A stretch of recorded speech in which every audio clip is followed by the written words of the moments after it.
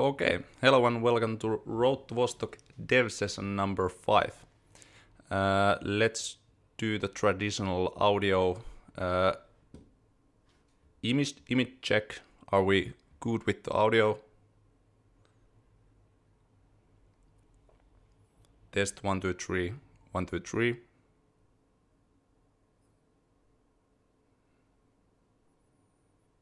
Audio is good, great. And sorry about the intro, there was some, maybe there might be music double times, so 2 tracks overlapping each other. Also I kind of screwed some Windows settings, so if there was some Windows sounds, sorry about that, but hopefully we're now fine.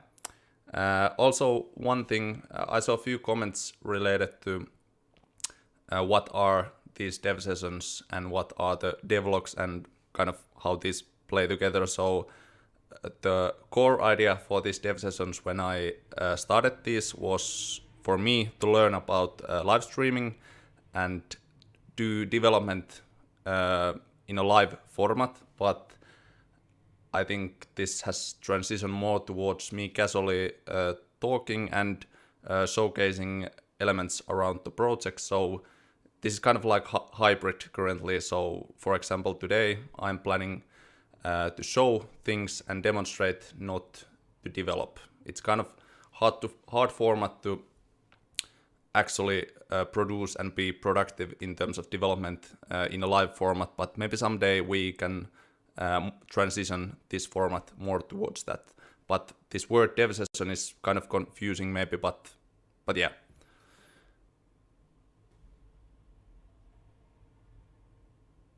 Okay, but maybe first topic of the day, we could talk about movies before we go into the game development world.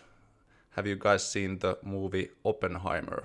I went yesterday to watch that. And if you have, what did you think about it?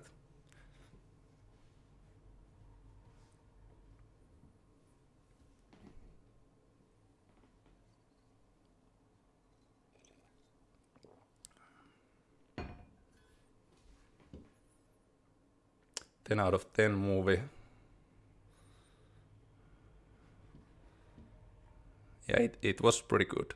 There's one more kind of like movie that I am personally waiting, and that's the Dune Part 2 this year. But other than that, I don't think that there's that many movies this year that's really kind of like directed to my taste. But Dune Part 2 is definitely, if I remember correctly, it was somewhere October when it releases, but yeah. Oppenheimer was interesting, even though it was 3 hours long. I find that it was really good. Yeah, someone write spoilers, he drops the nuke. But yeah, it was good. But now, let's get into the topics today, and I have prepared, if I remember correctly, there was like 6 topics. So first we are going to talk about upcoming content, then we're a few things around the loot challenge that is related to items in the game. Topic number 3 is ammo system. Then I will showcase some bullet SFX demonstrations. Then we watch few screenshots about the asset production related to project, and finally some new trading system demonstrations. I'm going to show some pictures and then I will demonstrate those inside the game, so there's a little bit back and forward, but yeah. Let's start where we are now in terms of the timeline. So in the last devlog, which is those YouTube videos, if I remember correctly, the last one was number 7. In the intro section, I covered this timeline, and basically this is the roadmap to next playtest event, which is public demo 2. That is still aimed for Q3 this year, so end of September is the initial goal. and here's the kind of like milestones towards that goal. Currently, we are sitting around here, so there have been shelter system devlog and Patreon development build related to that, and the next devlog, which releases, I would say, mid-August, is all about the AI updates. There's trading system things, there's one special collaboration thing, there's ammo systems, there's the first custom character will be introduced then, so lots of new stuff is coming with the devlog number 8, and that's somewhere mid-August.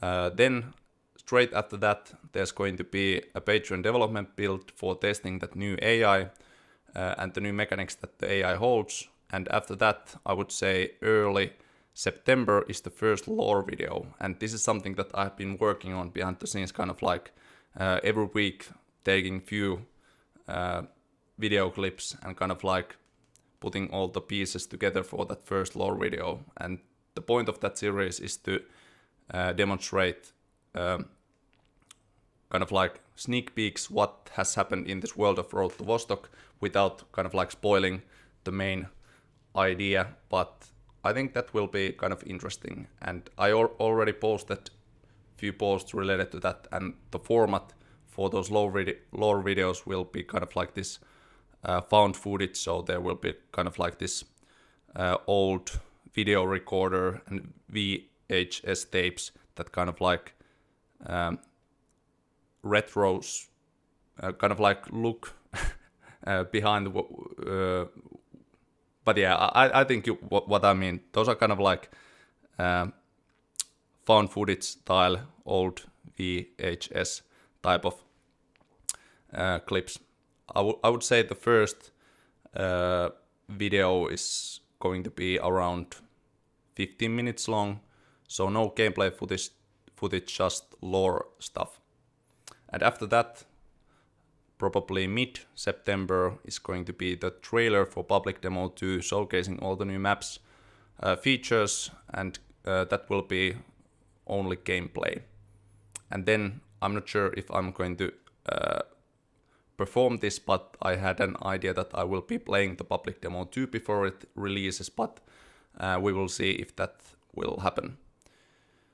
And then is the Steam, where everybody can test the Public Demo 2. That has been the most kind of like the main challenge for this year, for this project, building that Public Demo 2. There have been contractors working towards it.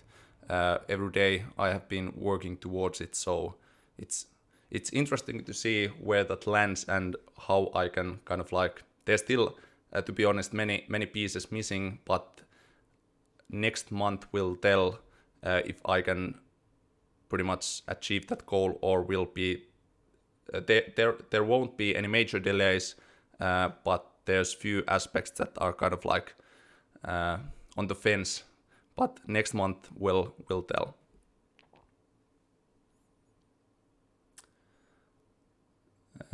One question was, is the game going to be free? If you're referring those demos, those are totally free. I'm not charging anything, but when this project initially heads towards the early access phase, then the first kind of like monetization model will be the base game will cost around $10, and then there will be kind of like supporter version which will cost $20, but basically you get the game in early access for $10, but that's not relevant yet, but it will cost eventually, but not yet.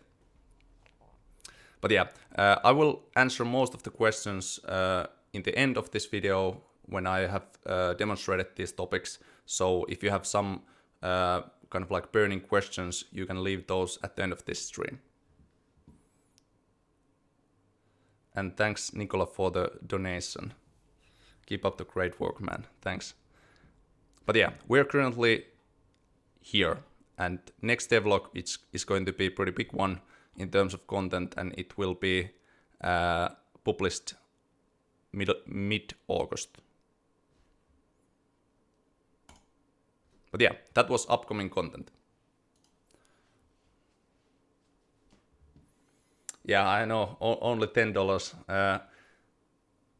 This is kind of like topic which needs kind of like more explanation than just saying the price, but if you don't have to charge more than $10 and you want to build as large community and kind of like brand and have as many people playing as possible, then it's more wise to lower that amount, even though it might be not wise in terms of like how much it costs, but in the long run it will make more sense, since this project is totally kind of like built from scratch. There's no middlemans, there's no publishers, there's no kind of like, even a mediocre success for this project is fine for the goal that I'm achieving. So the $10 is kind of like the vision towards the future. It's more wise in that sense.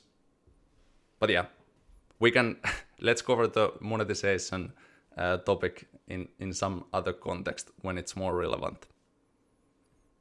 Okay, the next thing, I'm guessing many of you have already seen, but one thing that was achieved last week was a thing called Loot Challenge, which meant that 100 items, unique items to the game were made, and this involves consumables, some equipment, clothing, weapons, attachments, kind of like misc items, some medical items. There will be probably 10 more items to this count, but this was kind of like put in place for the loot system in the game, because in public demo 2 I want that there's this ability to test how the actual physics-based loot simulation works. So there have to be different tiers of loot, and also kind of like test the gameplay loop, the trading that I'm going to demonstrate today.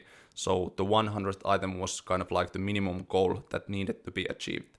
The final goal will be, it will land somewhere between 400 and 500 items in the game, but this was good start, and if there's Finnish viewers, many may see that there's familiar items that are not found in any other game. So I actually went to flea markets and bought these items, so they're like culturally correct. So for example, you can find these items in Finland. So these were not just bought from just some asset package or something. So totally custom made.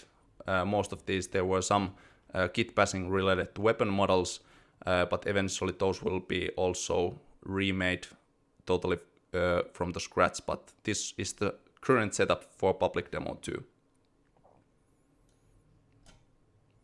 There will be some item actions missing. So for example, if you have for example, there is this battery. So in public demo 2, these items are mostly for loot demonstrations and trading examples, but the actual item actions, meaning getting electricity from the battery, doesn't maybe exist. Also there's topics like cooking related things. For example, you have these gas canisters, so those are not, they don't have maybe any utility value yet. In the future they will, but those are mostly for trading and testing that physics-based loot simulation. But yeah, Loot Challenge was achieved last week, and it's fun to see how this plays out in terms of the gameplay when you have actually this loot randomly spawning and how that loot simulation works.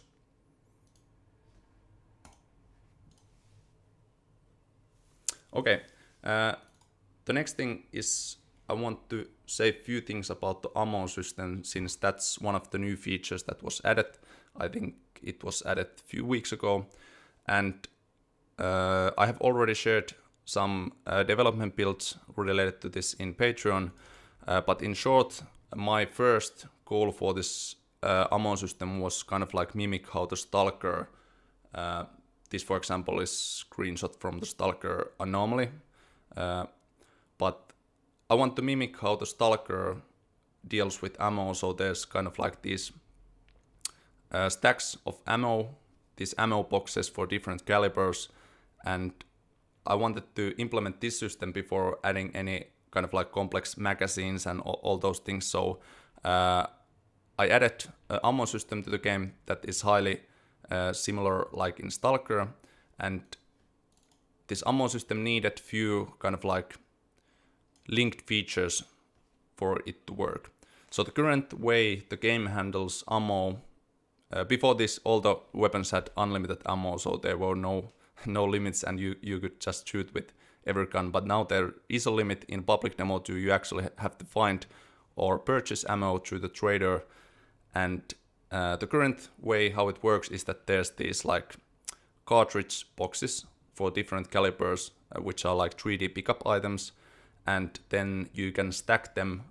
For example, if you pick 2 cartridge boxes, then you have like 2 times 30 cartridges, and then when you stack them, you have one kind of like inventory stack which combines the ammo amount to 60. And then this is linked to those like other features. The weapon UI has been slightly changed. Now the magazine UI slot will have this kind of like bullet indicator, which means that if you have compatible ammo in your inventory, you can put those in your magazine, and then when you put those in your magazine, there's a number which highlights how many bullets you have in your mag.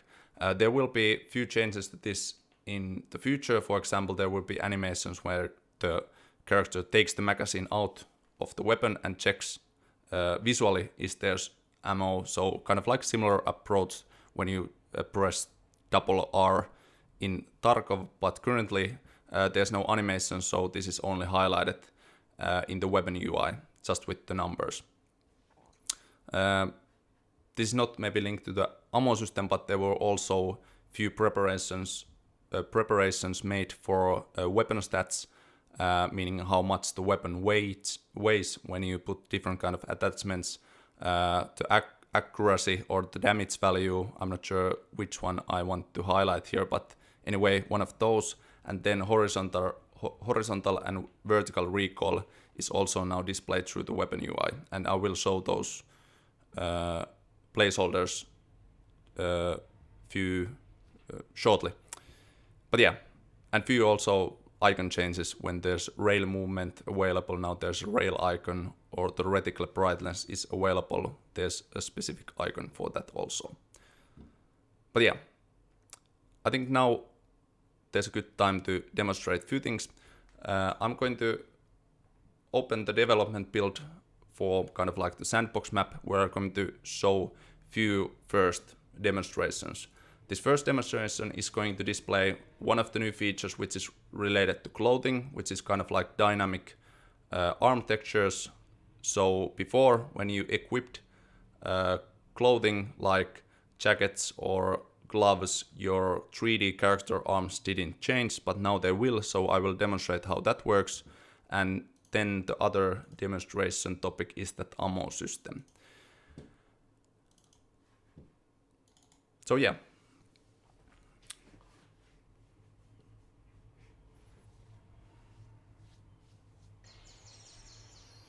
We actually have to check if this audio comes through to you.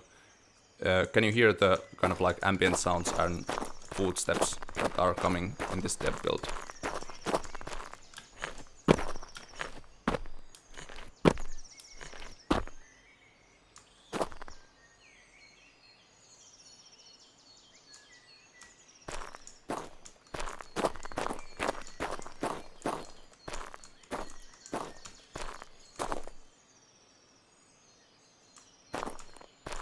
Yes. Okay, good. The first thing was that there was one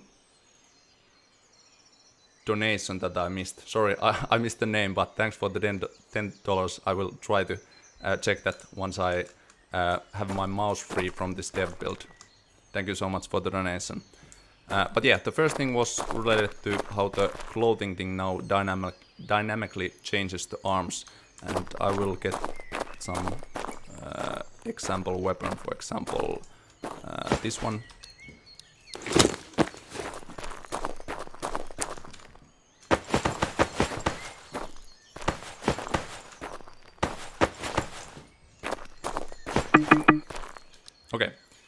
So previously, when you equipped clothing to your equipment slots, these are basically this right row is your apparel.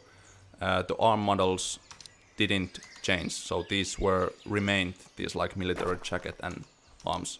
But now when I change, for example, fleece tactical green, it displays kind of like the paper doll 2D preview here, and now the arm models have also changed.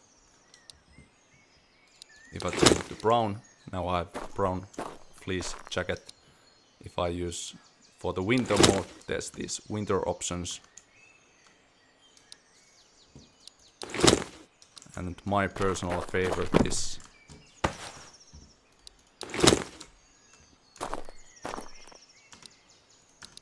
but yeah, pretty simple, but I think I discussed in some topics that I spent really kind of like fine-tuning the arm models and gloves in order to quickly have compatible textures for each clothing. So the reason why I spent so much time on these arm models was that I can implement this system later on, but now it's implemented. There's of course those actual other slots, for example the pants. You can see those all here. And now I actually changed the leather gloves, so those will be displayed here also.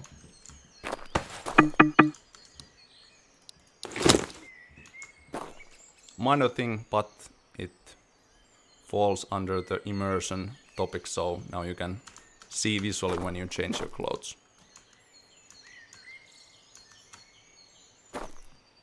Needs more Adidas. Yeah, there are going to be actually few more clothing items for public demo too. There will be kind of like retro windbreakers, those colorful with all those kind of like patterns, and then there will be kind of like leather jacket and maybe some more tactical gear. But my goal is to have huge number of clothes in the long run, so you can totally customize how your character looks.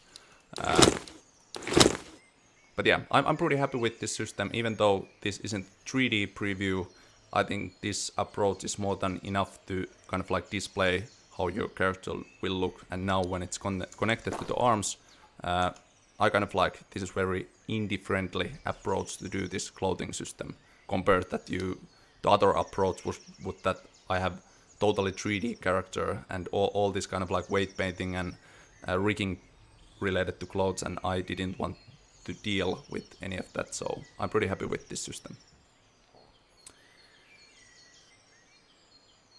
Did you ever consider adding third-person gameplay mode?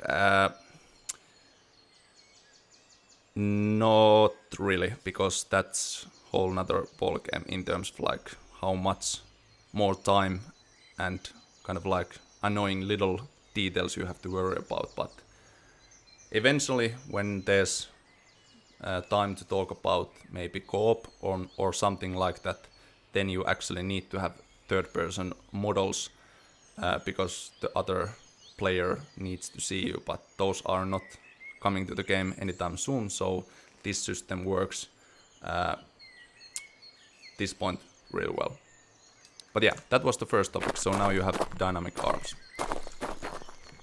The second topic was this like ammo system. So like mentioned, this is inspired by Stalker. You have individual, I will actually drop these off. So when you pick up these individual cartridge boxes, they will land your inventory like this. And one question was related to clothing. Will NPCs have the same clothing items as the player? They will be linked in a sense that, for example, the new AI custom character model, which will be introduced in next devlog, it will have items that are also lootable in the game. So there will be a feature that you can basically strip that character, all its clothes down, and you can pick the items for yourself. But if you shoot that NPC, those clothes get bloody, and there's multiple like condition related to clothing in the future. But yes, they will have a certain level of similarity in terms of what the player can equip, because you have to equip when you strip the NPC, those clothes transfer to your inventory, so they have to be compatible. But yeah, back to the ammo thing. So in the individual cartridge boxes, they land your inventory like this, and I wanted to add that stack feature because this takes too much space. It's not that convenient.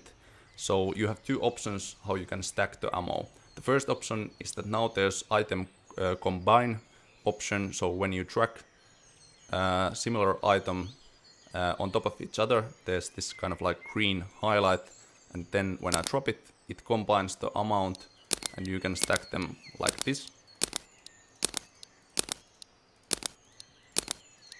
And now you have this huge pile of ammo, and it only takes kind of like one slot, 2x2 one slot in your inventory. Then when you want to kind of like unstack or split the current stack, you have this the right mouse button is a context menu that was added maybe a few months ago. There's an option called split, and it basically just splits the stack back to individual boxes. And then there's also auto stack option. When you have these individual stacks, when you click one of those, the context menu will showcase to you a button called stack, and it will perform the stack feature automatically. So pretty straightforward and easy to use feature.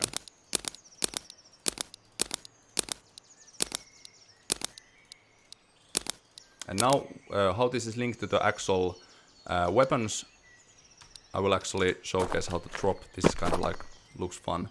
When you have this stack and you press drop, it will automatically kind of like splits those stacks. So if you have huge stacks of ammo, you will have this nice multi-drop feature. But now when you look at your weapon, there's the number 2 weapon slot called mag, and like mentioned before, there's that bullet icon which highlights, it turns to green if you have compatible ammo on your inventory, and then the amount of ammo in your magazine is the number below that. So currently I don't have any ammo in my inventory, so the bullet icon turns to gray, but as soon as I put compatible ammo, it turns to green, and also the number highlights to green to indicate that you have actually compatible ammo in your inventory. When those icons are highlighted green, you can reload the weapon. And yes, FPS animations are coming, but not yet. Then the stack was deducted from the inventory, so 30 bullets were deducted, so that one stack was deleted, and now that number of bullets has been transferred to my magazine. So now I can use the weapon,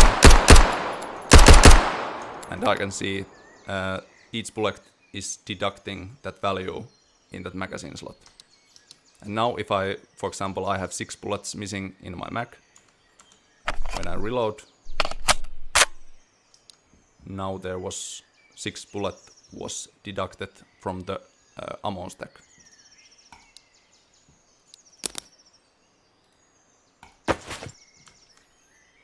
One thing that was also added is that there's this item tooltip has now that green value also that indicates how many bullets is in each item. When, for example, I drop that one, it split the stack and deducted from the pickup ammo box, so it kind of like it just works. Actually, there's still one major bug related to this system, but I will fix that probably this weekend. But yeah, that was the ammo system, and I know that there's still plenty of room for improvements, but now there is ammo system in the game, and that means that if you don't have any ammo For example, if I want to use, for example, this, I'm pressing the left mouse button, but nothing happens. So you actually have to find ammo in public demo 2 or purchase it in order to use the weapons. The one problem with this system is that I don't have any tested knife slot, so there's no melee attacks in the game yet. So I'm kind of concerned that if you don't find ammo or something, so how you are going to defend yourself. So I may have to kind of like bump up the ammo loot rarity values or something, so there will be easy to find ammo in the game, but in the long run I want that ammo is kind of precious thing. But in the next demo, when there's no melee yet, I'm going to kind of like put some placeholder values so that it's more easy to find that ammo, or in your shelter there's going to be some initial ammo stack or something like that.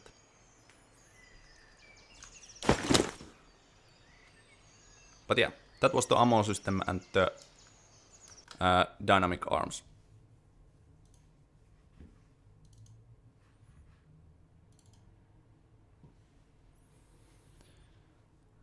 Can we check this build in Steam? Not yet. This is just a development build.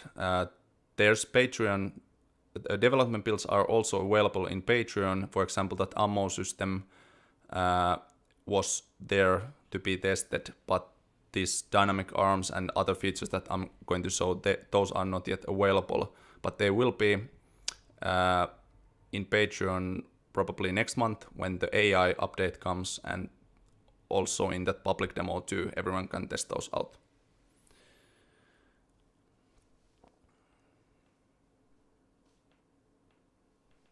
You could always give players a base pistol with one stack so they can defend themselves. Yeah, there have to be some initial cartridge boxes somewhere, because otherwise you are going to have really rough time with the AI. The new AI is pretty tough in some situations. It tries to attack you in multiple ways, so you have to have some methods of defending yourself in the next demo. So I will figure out something for that. But yeah, I will go these rest of these topics pretty rapidly now, and then we can transition to questions if you have something related to these that I'm showcasing. The next topic is the bullet SFX. It's kind of a weird name, but it basically means sound effects for the hit impacts, meaning when the player shoots at different surfaces or the AI hits different surfaces. Previously there wasn't any sound effects or design elements related to that, but now there's a pretty comprehensive system in the game, and I call this the bullet SFX. It involves those impact sounds, hit sounds, different kind of like surface detection, and then also subsonic and supersonic flyby sounds, crack and hisses. I'm going to show a small clip, maybe some of you have already seen, and then I'm going to do some small demonstration in the development build. I'm going to put this microphone mute for a while, because this probably will play through my computer, so I don't want that there's double the sound. So I'm going to play this, and then I'm going to turn the mic on after this has been played. And little warning, if somebody has really high volume in this stream, there's going to be some gunshot sounds and hit sounds, so a little volume warning.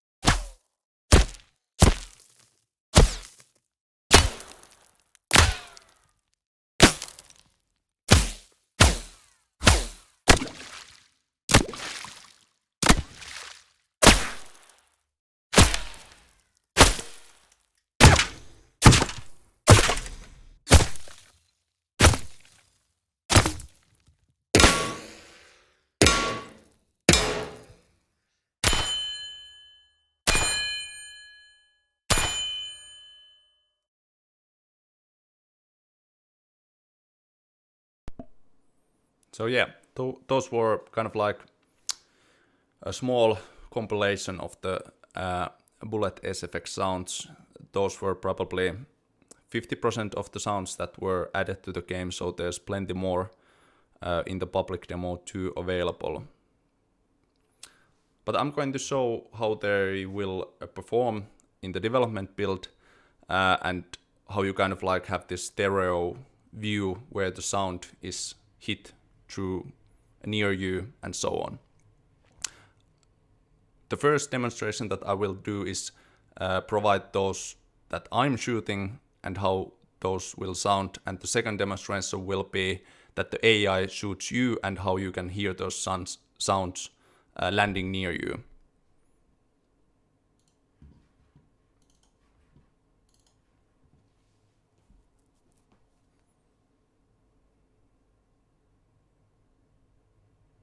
I don't know if the stream quality was that good, but those sound really nice in the game.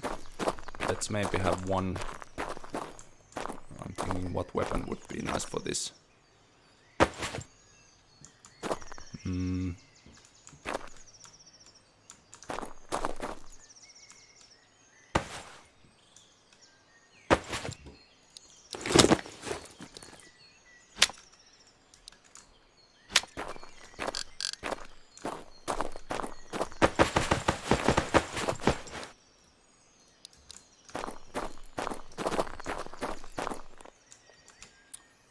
Okay, the first part of the demonstration, so I will shoot at those surfaces.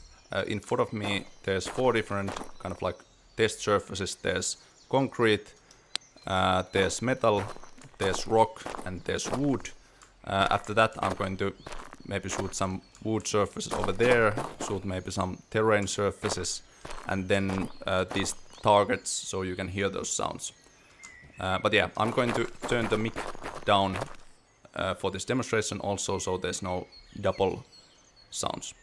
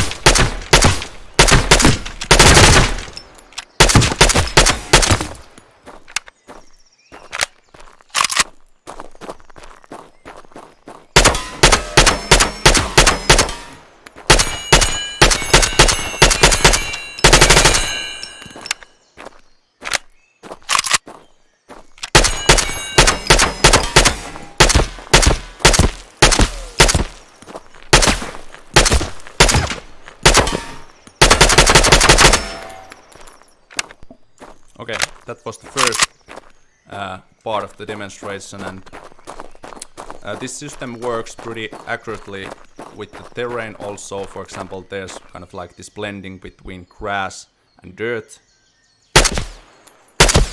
So there's different sound types for those terrain textures.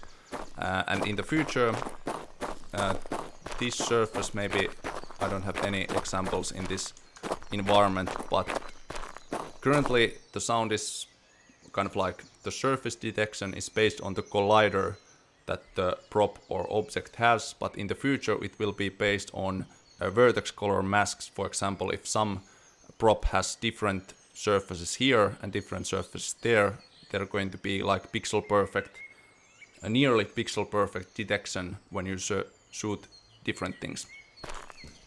But yeah. The next demonstration is with the AI. So now I'm going to lower my weapon and let the AI shoot me. And this is especially really nice because previously I didn't have any kind of like audiovisual presentation. When the AI shoots at you, you only hear the like shot sound coming from the AI. But now when I spawn the AI, you can actually see the shots landing to the surfaces. So for example, when the AI misses me, the shots should land somewhere near, and you should hear the correct surface type hit sound. For example, if I'm facing this way, your left ear should, in the stereo view, hear that sound. So you can kind of like also locate through sound where the sounds land near you. Okay, I'm going to turn my mic down also for now, and I'm going to spawn the AI somewhere in the middle there, and I'm going to run in different places, and you can hear where those kind of like shots land. The AI will remain static. I kind of like force him to stay in one position so he will not attack or do anything else. But yeah.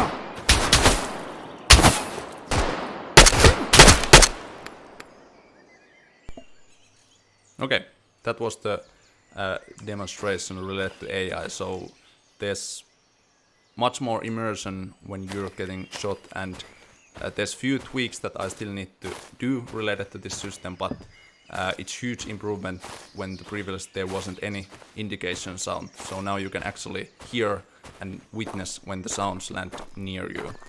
And this is especially nice in the indoor areas where there's lots of different surfaces. For example, this outdoor area, many of the bullets land so far that you can't actually hear them, but when indoors there's short distances, you can actually hear those all sounds. And I will also have some kind of like destruction for different props in the future. So for example, if the AI hits some window or car glass or vase or some other prop, you can actually hear those breaking with different material sounds.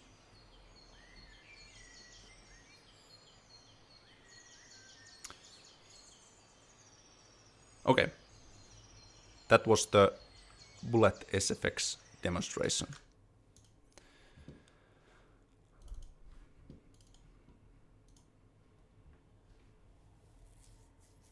That will be in next Patreon development build with the new AI, and in public demo 2 you can test that bullet SFX with different surfaces. There's currently,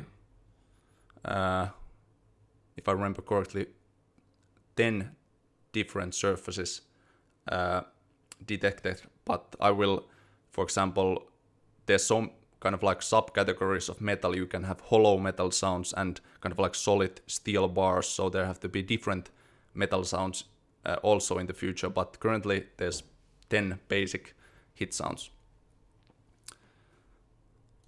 Okay, the next topic is related to content production, because the next public demo will have a bunch of new maps. There will be the shipyard map, there will be the highway map, there will be the crossing point and the radar map, and probably the sea map. So those require a bunch of custom assets, and next month is pretty much going to be all about finalizing those public demo 2 maps. But there have also been a bunch of asset preparation. For example, the shipyard map has been the most there has been the most focus recently. So I'm going to showcase some of the behind the scenes asset production images. There have been one contractor working on those, and then I have those reference images, so you can kind of like cross-reference how the shipyard map is coming along in the background. Maybe the first reference images is this. This is going to be the shipyard office building, one of the largest kind of like residential, not residential, but industrial buildings. And the asset related to that is going to be this. So it's built kind of like 1-to-1 scale with the reference one. Then the next reference is, for example, this abandoned boat, which is in the real location. And here's the boat examples.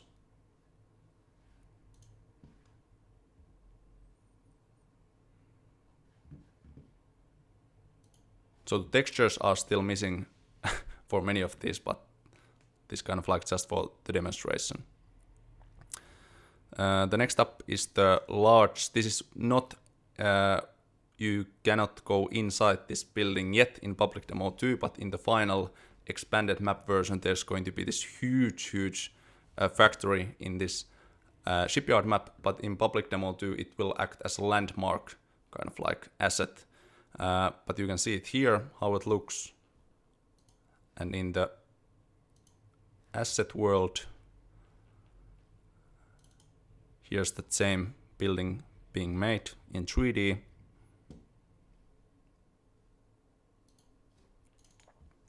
Here's some geometry. So textures and details still missing, but it's going to be there as a landmark when it's done. Then there's, for example, this large barge with the ramp, this kind of like pretty big point of interest, and it should provide some cover when the ramp is up. There's few pictures of that. You can see the scale, for example, those are dimensionally correct human references, so it's pretty large. It has that open ramp area.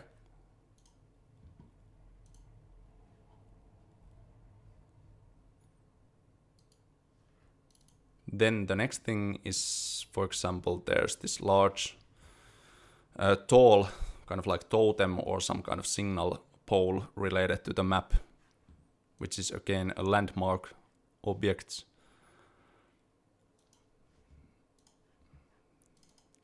Here's that, those models.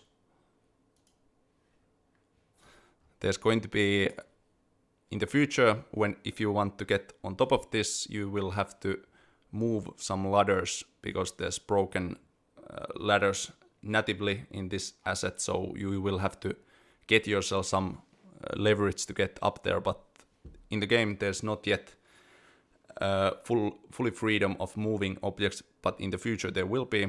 So that item placement system that is in the game will be in the future used for moving props as well, so you can kind of like move some props and get up there. But in the public demo 2, I'm pretty sure that you don't have any ways to get up there, but maybe somebody will figure out something. People are pretty creative when it comes to these things, but the base assumption is that nobody should not get up there, but I'm pretty sure that somebody will get there somehow.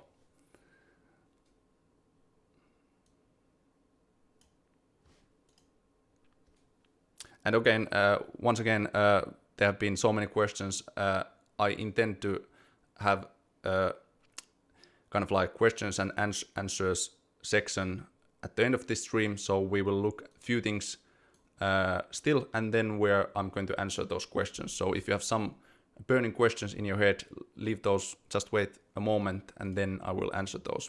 But yeah, that was that totem. The last shipyard related asset was this kind of like entrance booth, kind of like guard booth in the entrance of that map, and there's examples of that.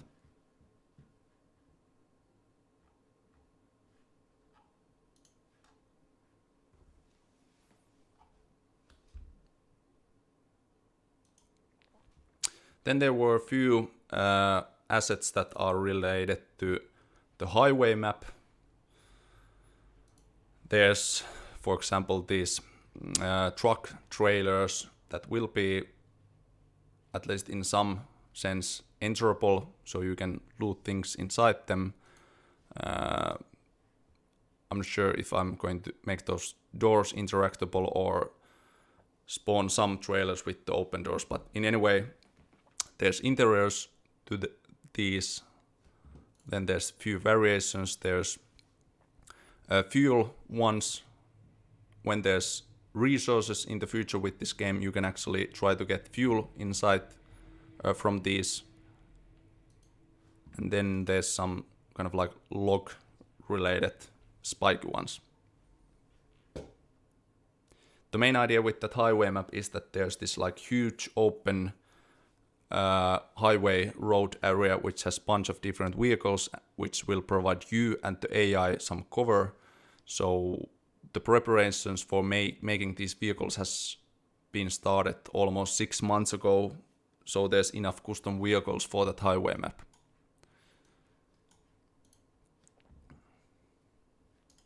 But yeah, those were the asset preparations, and next month will be all about making those maps as ready as possible, so this production will bump up significantly next month. But yeah, those were the asset production things.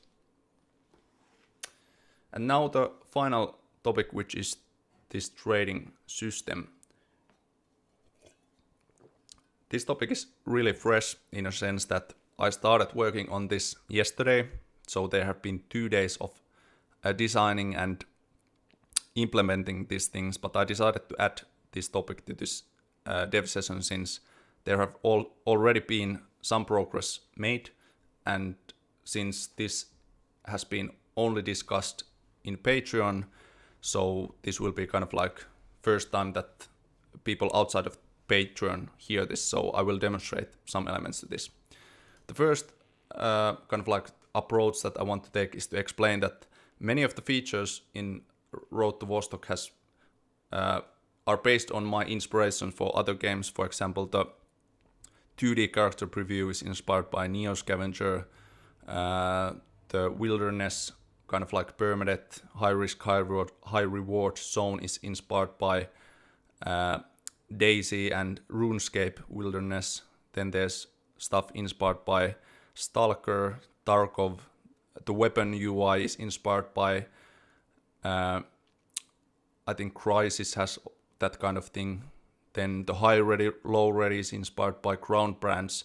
So many of the elements in this game are kind of like mixed from my inspirations from other games, and the trading system is also going to be inspired in one game. The game that the inspiration is drawn from is called Underrail, and actually this is a fun and interesting kind of like topic to hear. Has anyone in the chat played this game? Is there anybody who have found this game?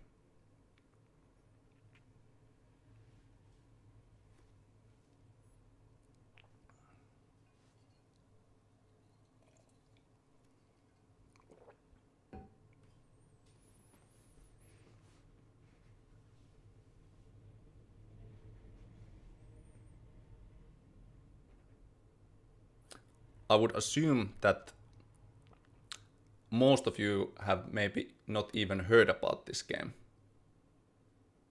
or somewhere between 50-50. But this is kind of like pretty hardcore old school RPG game, which is inspired by Fallout. But the base premise of this game is basically that you are beneath the surface and the real world is dangerous and poisonous, and you can't come above the surface.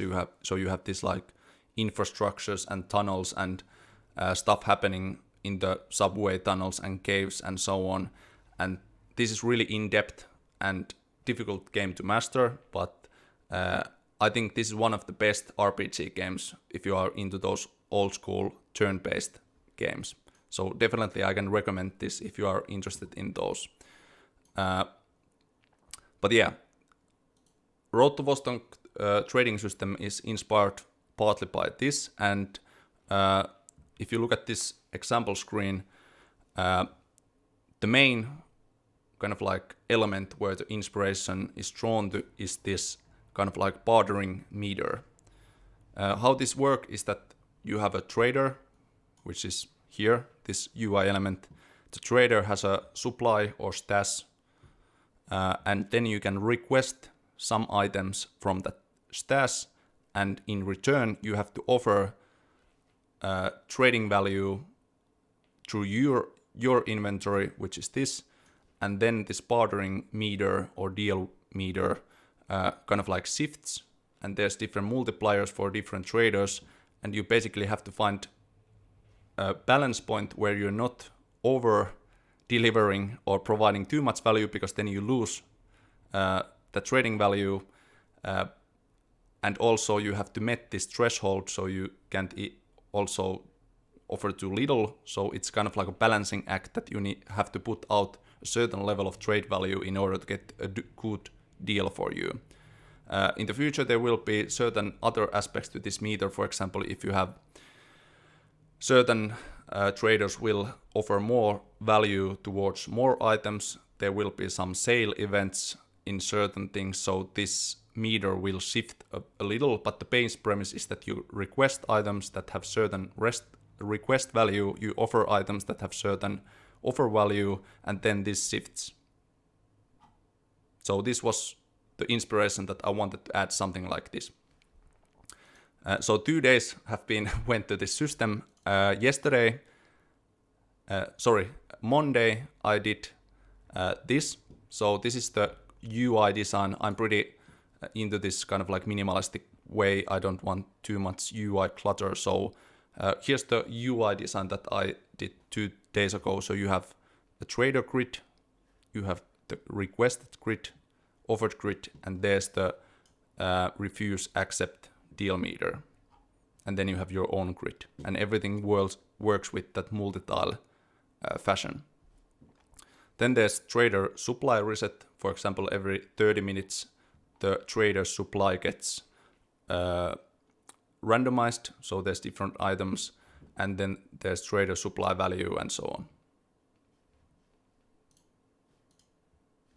Okay, then I will demonstrate what I did yesterday. So one day was building the UI, and the second day was implementing the base functionality to UI, and tonight after the stream I will continue this system, because there have to be multiple different kind of like save system implications towards this. You have to make sure that you can't cheat through chasing the Windows native clock. For example, you can there's multiple little nuances that have to be implemented, but I will showcase now what I achieved yesterday.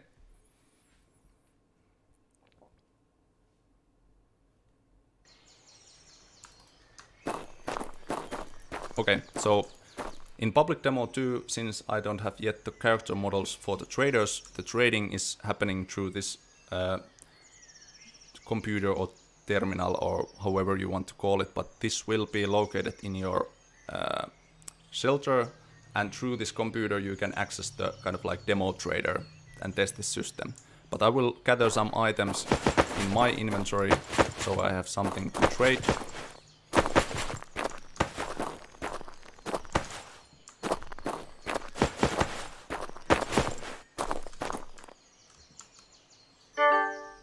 Okay, so the first thing that happened is that the trader, this was totally randomized, and I have not yet connected all the like individual loot items to this demo trader, so the trader supply was randomized to look something like this. So currently the trader has a bunch of different pistols. It has some one demo item, one pea soup, one medical item, one shotgun, and few clothing items. So pretty limited supply, but this is what we got from the randomized thing.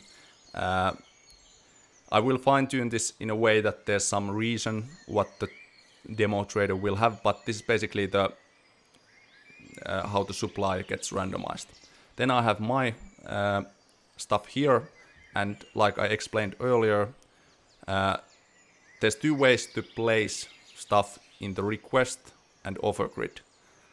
One thing to first mention is that I don't have these buttons are not yet activated, so the reset and trade buttons are not yet interactable. but as soon as I place something, I can manually place to the request grid. Now the deal meter activates and pulls the deal pin to the left corner, so the trader will refuse any deal that I will try to make, because the trade value through his request grid is 650 and my trade value through the offer grid is 0. So my trade button is not activated because trader refuses. The other way to get things to this grid is to use the fast transfer method, which is currently in Road to Vostok number the key control. So if I'm pressing down to control, I can automatically put stuff there, so I don't have to manually track those. Same goes to this offer grid, so I can press control and it provides there, and you can see the deal meter dynamically changing when I put more value. For example, now I have pretty expensive items when I have 3 pistols there and good medkit, so I have to put pretty much value there. But for example, now I placed expensive weapon there, immediately the deal wheel jumps to accept, so the trader will accept this deal. But this deal would be kind of bad for me because I'm providing too much value and I would lose kind of in a sense in this deal. But I could trade this if I want to. But if I put some items down, you can see now the deal is getting better. And this would be kind of the best deal that I could do with these kind of items. So you kind of have to do some back and forth to try to find that sweet spot. You also have those hover tooltips, so you can see how much value each item currently has, but there will be modifiers to these, but that's the base point. Then what these buttons will do is the reset button will return the trader items back to the trader and offer items back to you. So now the deal is resetted. And then if I want to press the trade button, this is going to be pretty bad trade, but when I press that, I should get 3 pistols to my inventory and this PP91 Vita will disappear to trader. Currently it just kind of like destroys the gun, since I'm not sure yet if I want to resupply the trader. I'm not sure if that will make any sense, because then you have to purchase the weapon with the more expensive amount, but I will test if I want it to actually spawn here.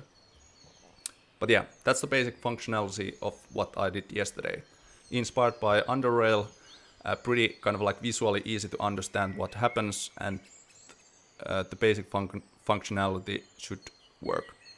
I will do a few trades here so you can see again what happens.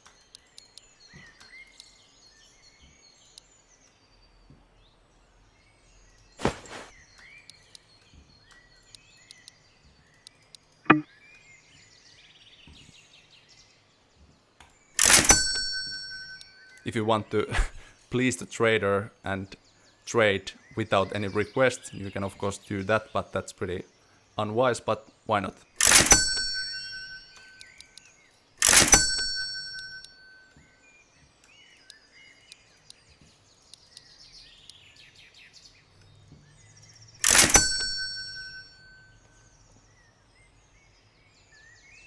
But yeah, that was the current trader setup. And in public demo 2 there's going to be, like mentioned again, this kind of like demo trader thing through this computer, but after the public demo 2 this computer will be removed and then the traders will actually locate inside the maps, and there's going to be different types of traders. At least 4 different types have already been designed. One will be medical focused, one will be kind of like generalist, one will be weapon focused, and one will be kind of like his name will be shaman. He will provide you kind of like weird items. But yeah, 4 different traders are coming after public demo 2. Computer is just a placeholder, but the main idea is like I demonstrated here. When the supply reset, it's currently 23 minutes until the supply resets. Then all these will be removed and it will shuffle new set of items.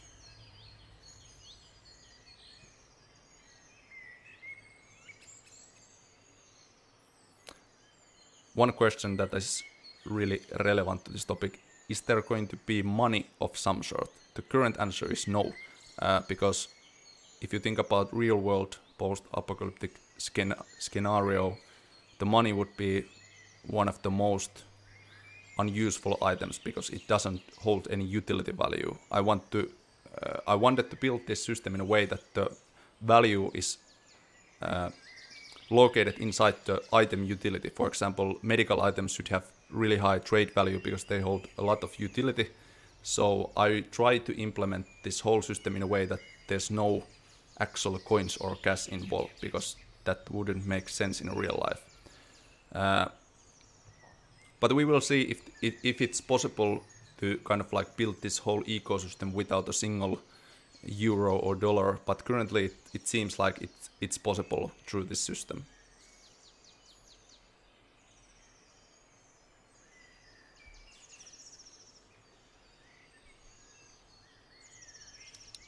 But yeah, that was the trading demo.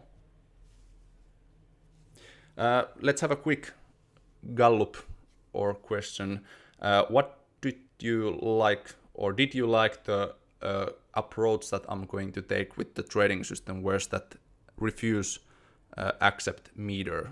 If that's coming to public demo too, do you see that this is kind of like interesting or good way to approach this, since there's so many ways to approach traders? What do you think? I didn't look any chat while I was demonstrating, so I kind of missed if somebody already told. Any general ideas or opinions?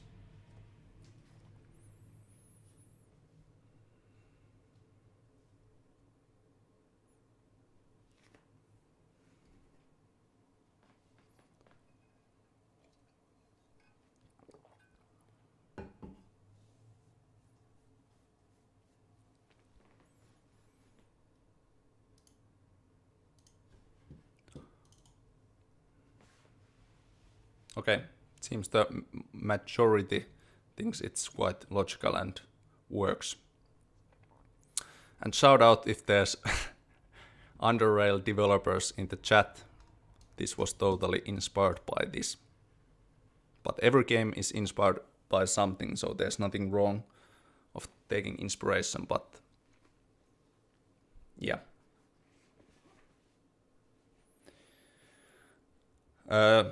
Even though the system seemed kind of simple, in the future it will get more complex when you have different multipliers.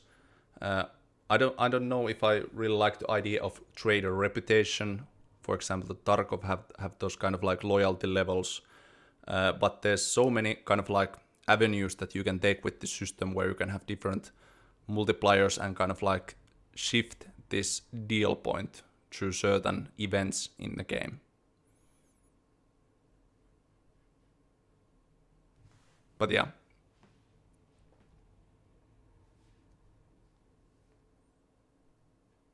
Okay, those were the demonstration and main topics for today's dev session. And just to recap what content is coming, somewhere near mid-August is coming the next devlog, and it will showcase some of these things that I showcased today, a little more polished. And there will be huge number of other new and exciting stuff. There's going to be that one special collaboration thing. There's going to be that new AI examples, the new character model. There's going to be probably some weapon things, some... maybe I don't reveal anything yet, but devlog 8 is going to be pretty massive in terms of content. After that is going to be a Patreon development build for that, testing that new AI, and then is going to be the first lore video. and then hopefully public demo 2 somewhere near September.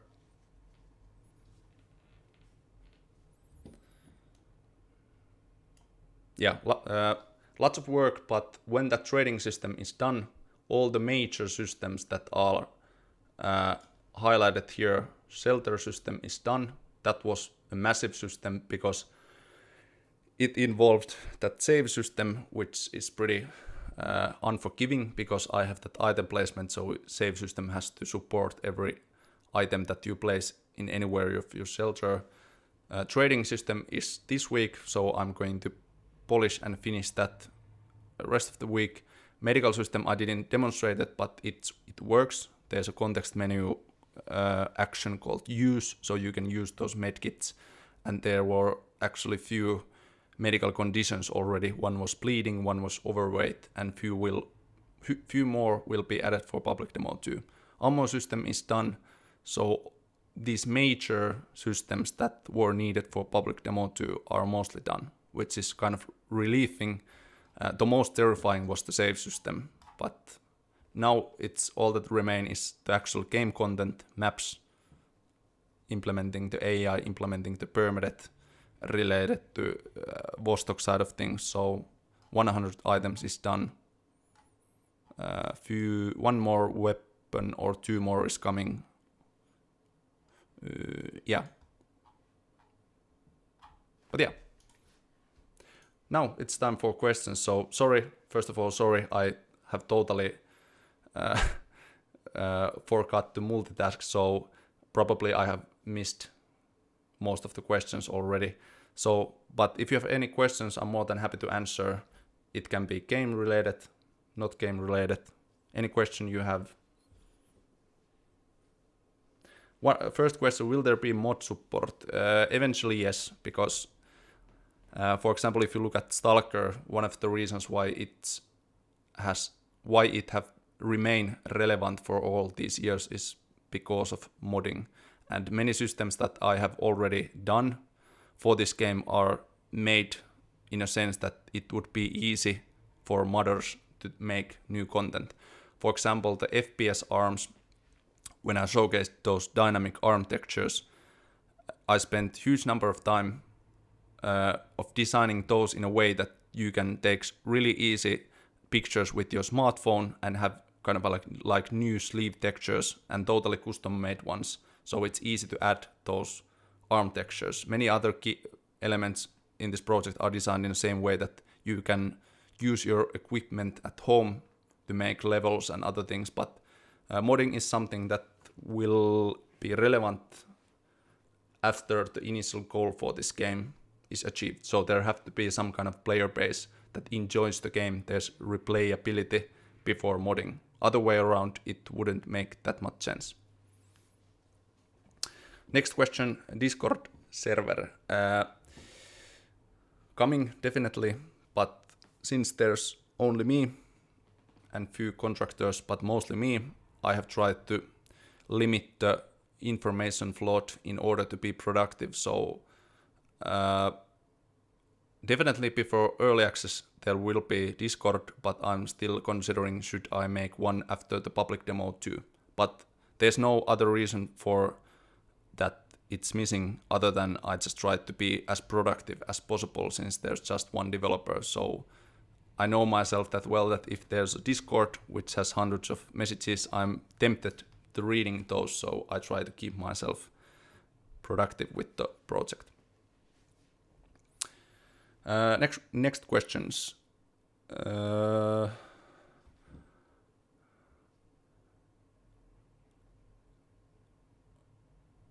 Will the next public demo have a working gameplay loop? Hopefully, if you mean that.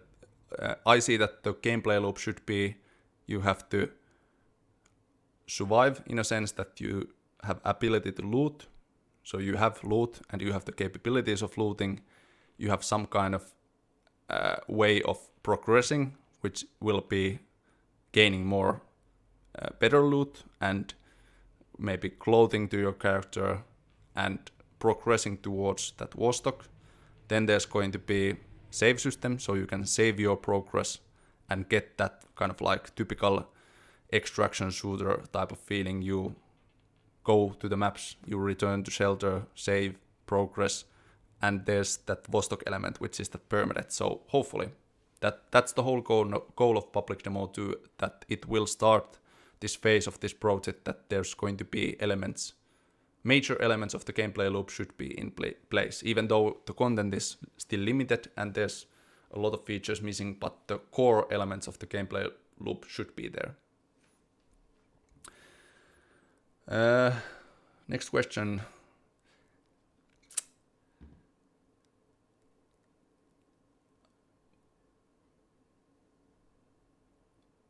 Will there be Swedish stuff? There actually is already Swedish stuff, but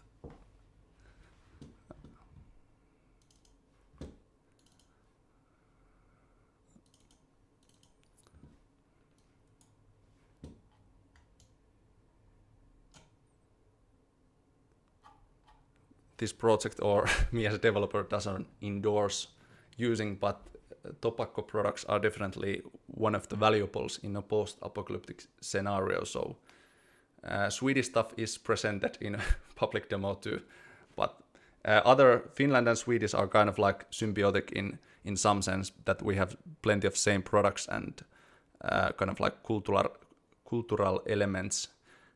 So there will be a bunch of Swedish items in the game, and few kind of like example, the C map will have eventually, that will be a huge task, but when I have other resources, hopefully to hire people, one of the big kind of like major hero asset of the C map will be kind of like this cruise ship, which Finnish people use. They kind of like take cruises to Sweden and back, so there will be this abandoned cruise ship in the future, but that's so large asset that I can't make that myself. So, but there will be a bunch of those things.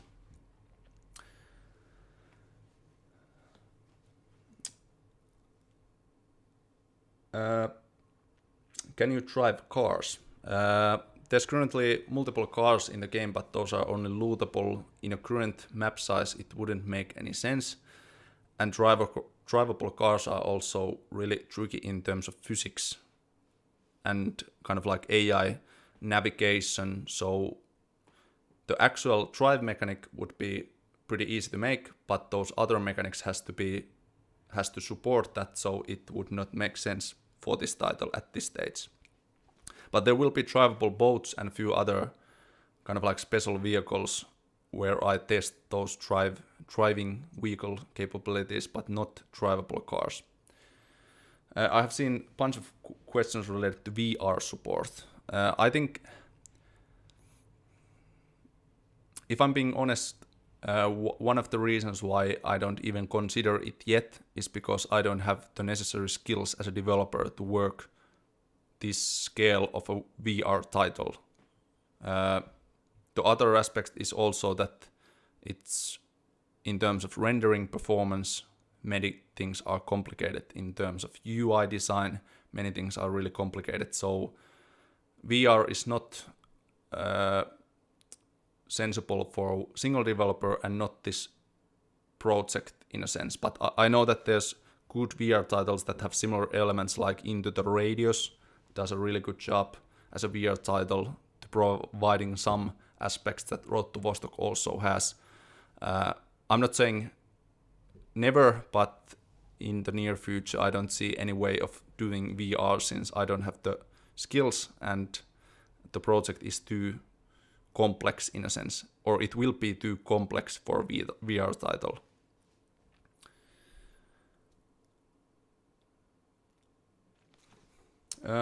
Next questions. Will there be a demolished IKEA? Unfortunately, Tarkov has already stole that idea, so I can't copy that, but there will be some large kind of like commercial buildings for sure. So not maybe IKEA, but some other commercial things.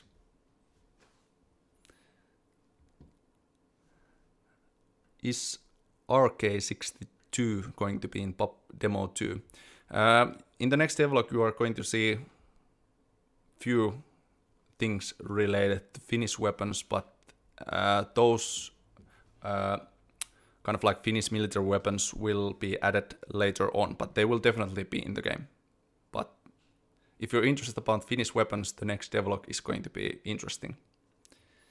Let's just say that.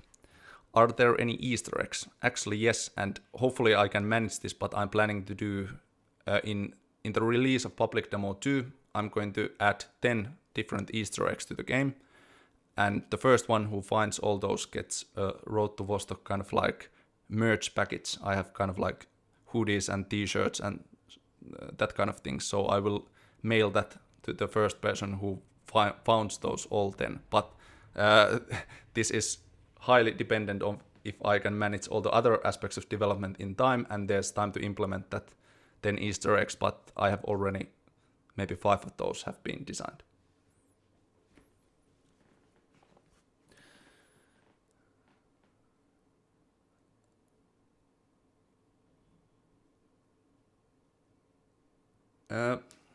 Question, are you in any contact with other indie Finnish game developers? For example, Noita or My Summer Car. Not specifically those, but Finland is pretty small place when it comes to game development circles, and my background as a game dev teacher and 10 years of making games, I know plenty of developers, but I'm not in an active contact since this is kind of solo development, but I definitely have contacts and networks in Finland for multiple studios and developers, but not those particularly.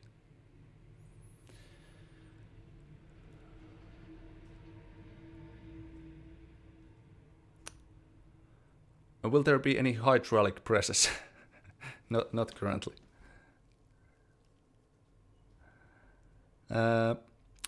Not a question, but my compliments. You are doing an awesome job. Thanks from the Netherlands. Greetings to the Netherlands. How do you plan looting to work? I feel like NATO and high quality weapons should be really hard to find.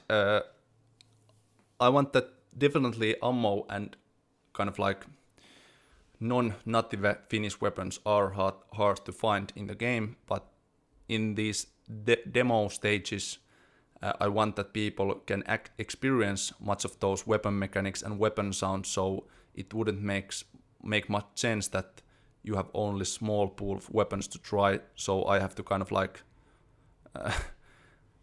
like cheat those loot rarity numbers in a sense that you will find some weapons because the demo will only allow you to experience in a kind of like small form of the game, so I want that small form to be as enjoyable as possible.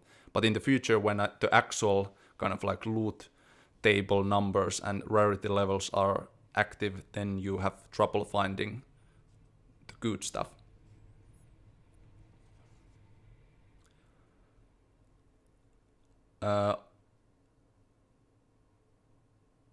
Will we meet and trade with traders in game world or only in menus?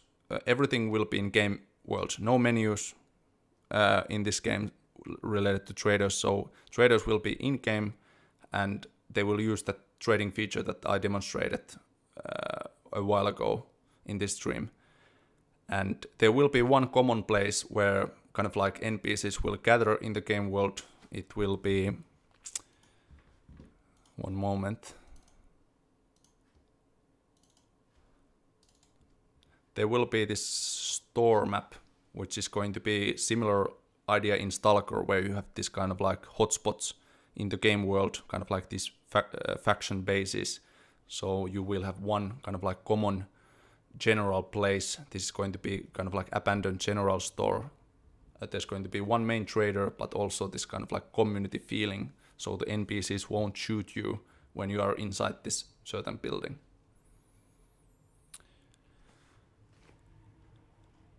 No, will public demo to feature all the music that has already been made for the game? Most likely yes, but the fancy idea with the ambient collection was that when you travel towards the east, the ambient music gets more tense, but I don't want to force that there's always ambient music, so maybe there will be some menu option that you can choose if the ambient sounds are played or ambient music. So I'm kind of like still figuring out how to implement that without ruining the immersion. Airfield got swapped for railroad. Yes, there's one specific game element that is more important now related to that railroad, so it will be revealed later on.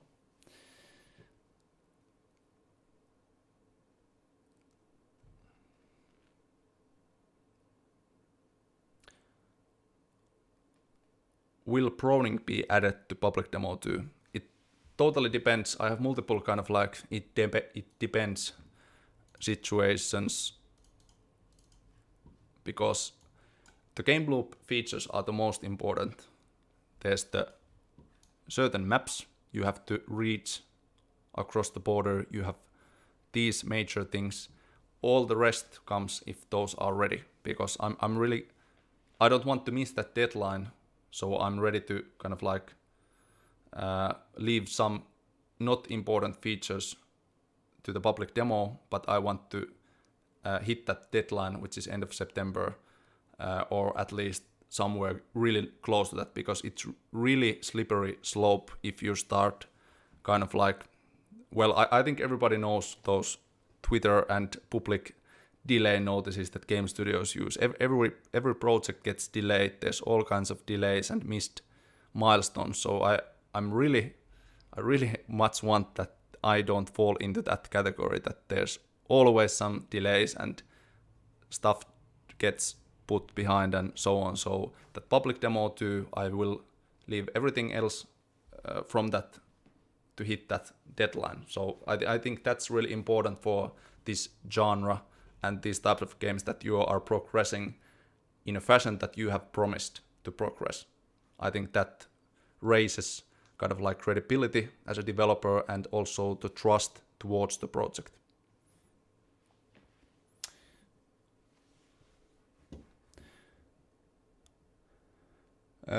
Okay, let's take a few more questions.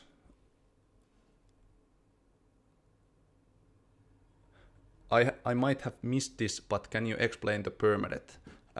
My top recommendation is that if you're not familiar with the idea of this game, is that there's an introduction devlog on my website. It's pretty outdated, but the core idea is still there. It's the first devlog episode, and it explains the whole idea of the permadeath. But basically, when you go across the border, the game turns into permadeath, so there's one big permadeath area in the game world. Is there a system in place that goes against spawn killing? I'm assuming that you are talking about AI-related spawn killing, since this is not a multiplayer game. And if you're talking about that, yes, there's a certain level of kind of like visual detection safeguard to make sure that when you're spawning into a map, the AI doesn't spawn near you or the line of sight, so the spawning happens in a way that you don't never see the AI when the AI spawns or you spawn. What was the first video game you ever played? That's actually quite a bad, difficult question. I honestly doesn't remember. I had a Game Boy when I had a PlayStation 1, but I'm sure that there have been... No, it's something PC. It's some...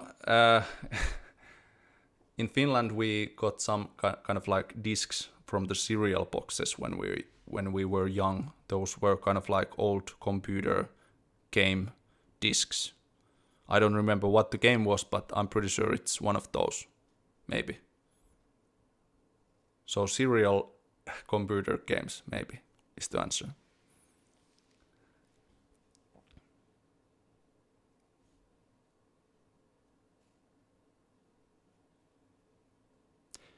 Okay, let's take 3 questions and then we wrap this dev session and I will return to working with the trading system. Question number 1. Will the AI be able to see you through foliage? This is kind of like there's two phases in this project for this topic. One phase, which is the current phase, is that there's kind of like this obstruction related to foliage. So the AI can't see through that obstruction, but it's kind of like faked. But in the future, I have already demonstrated, I think the campfire video showcased this. There's going to be kind of like AI takes the screenshot from you, and there's a pixel detection related to the environment contrast where actually the AI detects can it see you. So that will be the true way of implementing that. Any other way, in my sense, is kind of like cheating or kind of like generic way of detecting. So in the future, I will have a system where the AI takes a screenshot, kind of like small res screenshot from you, and the contrast between the environment will make that final decision if you are detected.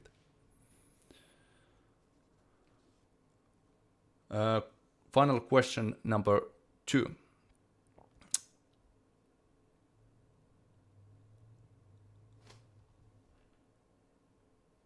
Do you have in plan a type of interaction with the environment, like specific minigames for open part of the map? At least one thing that is related to minigames is that, for example, if you have played My Summer Car, there's a way to gamble with one of the NPCs. I have also one of those. This is a kind of like dice game. If you have played... there's going to be gambling with certain NPCs. And then there's going to be multiple, like...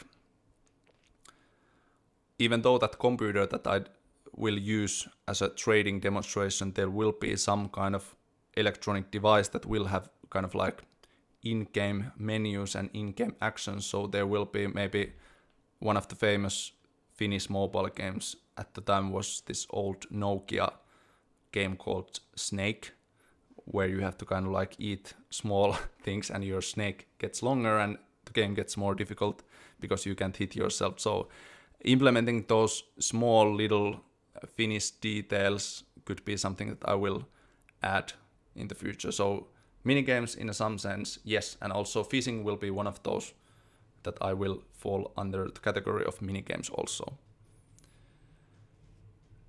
Is that Lundgrens? No, it's called, I don't actually remember what I named it, but it's something along the lines, the Northern King in Swedish is the name of that.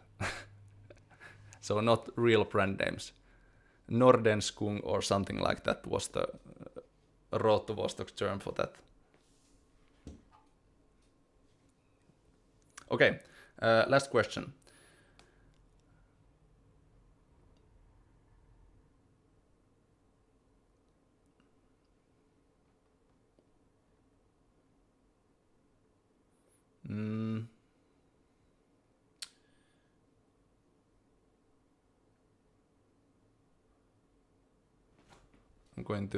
I try to select some. Okay, let's take this one. This is not maybe game related, but it's more like game dev. How's the indie dev life treating you? So those of you who have not kind of like followed this project, I quit my day job as a game dev teacher last June. So there have been a year with this indie game full-time journey thing, and currently it has treated me quite well. I have remained independent, which has been one of the key goals for me, because I think this kind of project requires certain level of independence from creative standpoint and also the decision-making standpoint. And also independence usually needs some kind of financing because everything costs. So I have been fortunate enough that there have been people who have supported this project on Patreon, who has helped me kept independent, and also there have been multiple events that have been successful, that have helped that independency. But in other kind of like areas of indie dev lifestyle, I think my military background has also kind of like fits really well with this, because I'm pretty organized and a pretty kind of like progression driven person. So these kinds of projects are so easy to get lost into, and you can make stuff that never gets finished. So I think I have kind of like, I'm on the right track of achieving things and deadlines. I have met those deadlines that I have promised. So I would say in summary, the indie dev lifestyle has went really well so far, and I'm really excited about the future. I'm already now seeing how the production speed can be accelerated through contractors, and in the future there's a good that I have already these really talented contractors, or at least networks to these, so I can provide them more contractor stuff to do and expand this project through that. Okay, really big thank you for all who followed this dev session. I have to think if I have to rename this some other way, that dev session kind of like is a weird name. But yeah, next devlog is coming mid-August. Really excited about that. Thank you for joining, and see you in the next video or next dev session or next demo. See you somewhere. Thanks.